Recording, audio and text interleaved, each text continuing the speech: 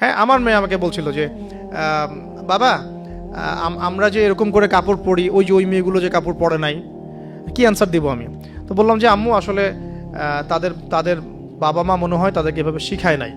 আমরা যেমন তোমাদেরকে শিখাইছি, তাদের বাবা মা শিখায় নাই। ও মসজিদে যেতে খুব পছন্দ করে, তো মসজিদে যখনই যাই নিয়ে যান, আপনারাও নিয়ে যাবেন। আর আমাদের সমাজে তো মসজিদে নিয়ে গেলে ধমক দেয়, হ্যাঁ, ডিস্টার্ব হয়। আর টার্কির মতো জায়গায় দেখবেন, টার্কিতে মসজিদে ঢুকলে চকলেট দেয়, গিফট দেয়।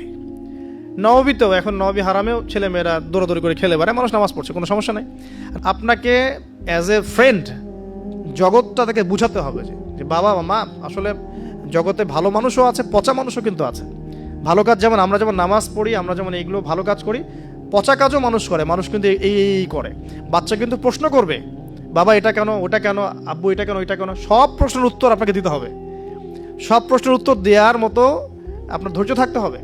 কারণ আপনার ডিউটিটা কিন্তু বাইরে শেষ না, জব সেক্টরে ডিউটি শেষ না। বাসায় ঢুকবেন, ডিউটি শুরু হবে। বাসায় ঢোকার পর ডিউটি শুরু হবে। মেয়ে প্রশ্ন করবে, মেয়েকে নিয়ে ঘুরবেন, কথা বলবেন, তাকে জগৎ চিনাবেন,